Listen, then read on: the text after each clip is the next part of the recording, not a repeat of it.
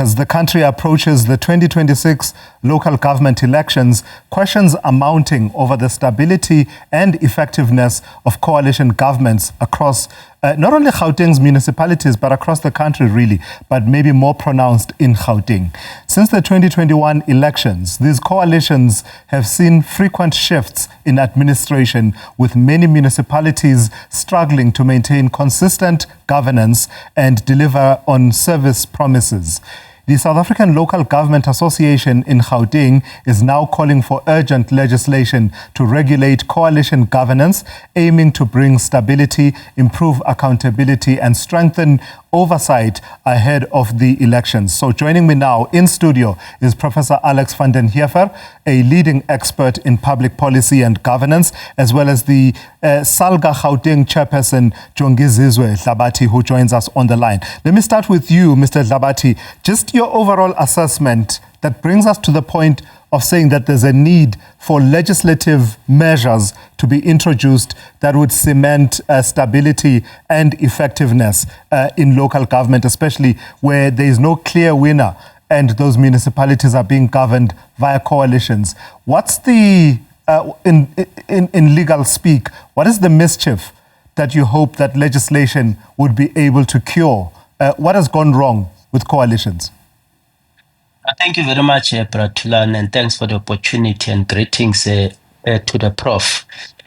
Certainly, we knew that our democracy provides for multi-party democracy, but probably it was not in our earliest imagination that we'll find ourselves in such a deep-rooted situation of coalitions of which we must accept from the onset that they impacted on the stability of municipalities to live up to their local government mandate, largely to make sure that there's provision of sustainable basic services, that there's a local economic development whose growth is inclusive and would deal with issues of unemployment and poverty, repairs and maintenance to the extent of expanding on our socio-economic infrastructure, community safety, and of course, good and clean governance. So the introduction of coalitions, particularly with the recent term, it has really compromised the extent to which municipalities are able to live up to this critical local government mandate. Therefore,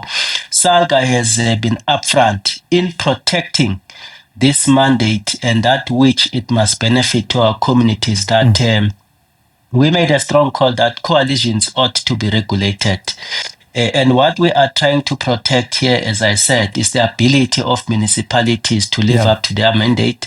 But secondly, to minimize instability that is normally exacerbated by the issues of, destructive motions of no confidence, where leadership of the institution gets to be changed on a regular basis. And that on its own, it impacts on the ability of the administration to work with focus. Yeah, Prof, same question to you. The spectre of coalition governance has really come to the fore in the last few years, from just 24 municipalities governed via some kind of coalition in 2000 to 81 as at the last count after the 2021 local government elections.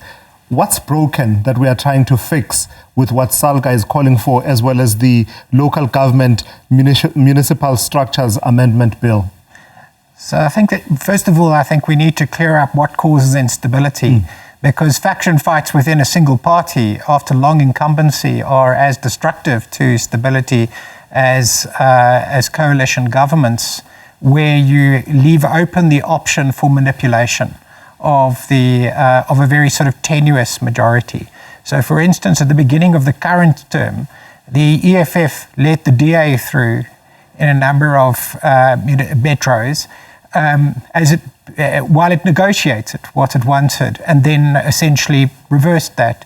And that was part of the instability that was introduced into that manipulative opportunity was introduced. So there is an issue of frivolous sort of engagements and manipulation of the system, and what you want to do is to remove those. But you don't want to remove the ability for democracy to work. So coalition governments are an outcome of proportional representation after long periods of incumbency, it's inevitable that there's going to be a shift away from any party that's been in power for a long time. So the question is now whether we can manage what will be our long-term future, that is coalition government. But is there, when there's that problem of instability and frivolous motions of no confidence, by its very definition, it's long been accepted that with a motion of no confidence, it's separate from impeachment, that we don't really need to have a reason that says you violated the law, etc. We just don't have confidence in you. And I think in the past someone said, I don't like the tie you're wearing, and therefore we're going to remove you. Some would say that's realpolitik. Can you legislate that in the way that this bill tries to do? So the thing is that the question is what would be the right measures to consider. So for instance, you want to make it increase the thresholds for no confidence votes. So for instance, it's 50% plus one, so to speak, at this point in time. If you just have a simple ordinary majority, you can win. And that allows for one party with one member to sink the boat. So what you might want to do, you could increase the threshold. That's a constitutional amendment. Well, that would be if you introduced that at the level of municipal government. The other would be whether or not you have thresholds, periods in which no confidence votes are not permitted after an initial election. So once you've selected a government, they're in for 2 years, no matter what. So therefore, the EFF gaming that was introduced at the beginning of this term wouldn't have been possible. They would have had to live with the DA for 2 years before they could turn on them. So that would be also a kind of a measure that other countries would have, is that they don't allow frivolous no confidence votes to happen every 5 minutes.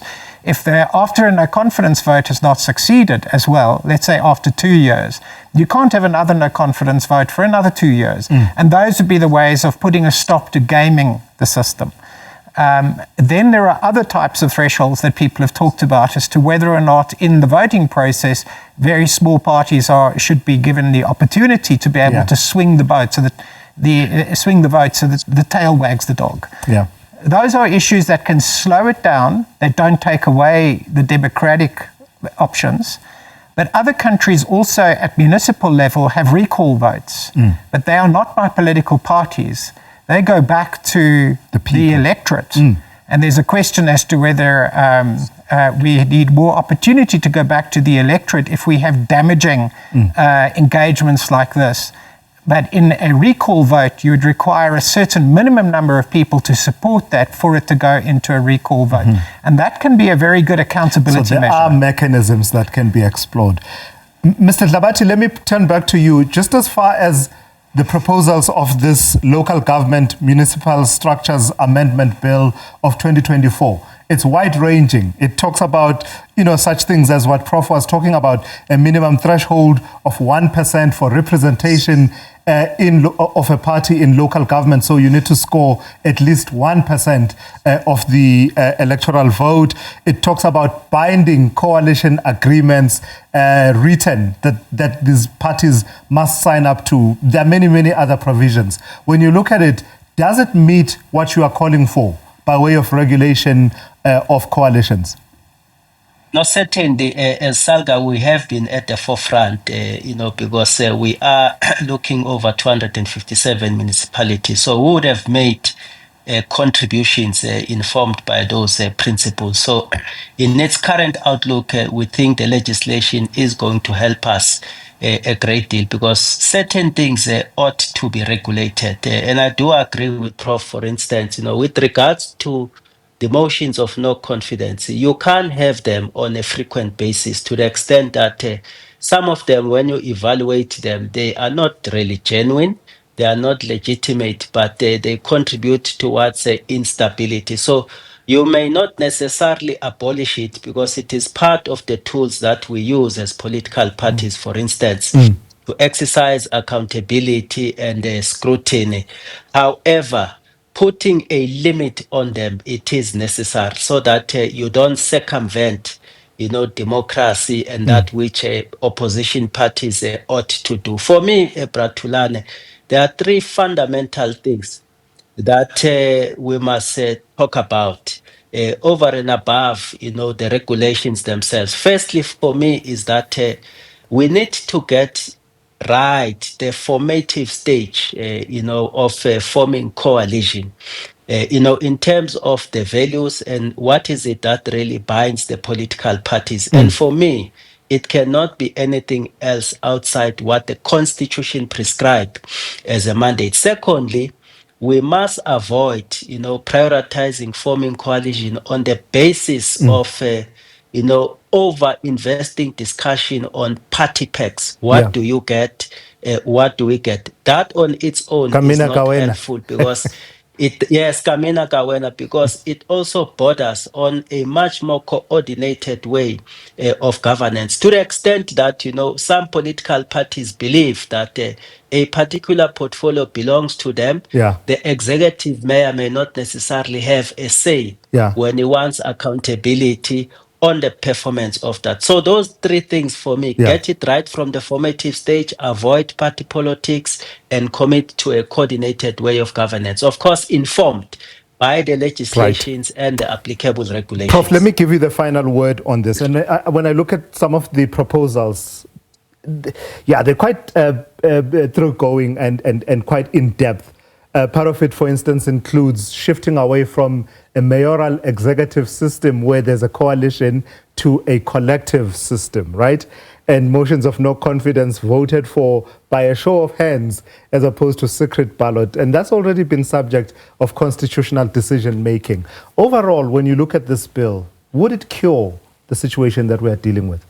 So I'm not sure. I think that all of these have you have to go through them carefully to see what dynamics they generate. Because a secret ballot generates one kind of dynamic, and a public ballot generates another kind of dynamic. It allows for basically parties' bosses to drive a vote, whereas a secret ballot breaks that.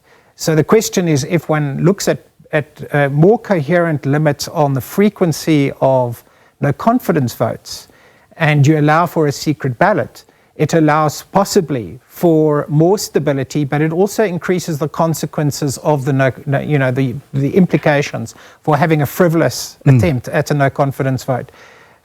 Binding agreements can be very important, but this is a political process. So how do you really use contracts to bind political processes? Politics is politics. I think that what we're seeing is a process of maturing. I think we need more subtle interventions to stabilize the frameworks that go forward. Our coalitions have been recent. The dynamics and the gaming, people are learning about how to deal with this. And part of some legislation helps the learning process. But I think that we should avoid undermining the democratic process. Because coalition governments might need to change in an interim. I would actually prefer it if we introduced measures that allowed us to go back to the electorate. If we have damaging confrontations. Gridlock. And if we get to that point, we should be able to go back to the electorate, and that makes people very wary at a political level. So that kind of damper would actually be very useful. All right. Thank you for your time and your insights this afternoon. That's Professor Alex van den Heever, a leading expert in public policy and governance. And we were joined, of course, by the SALGA Gauteng Chairperson, Jongizizwe Dlabathi. Stand by. I have a whole lot more for you still to come in the next few minutes, including later on a focus on the Independent Electoral Commission of South Africa, just the dynamics there ahead of the 2026 local government elections.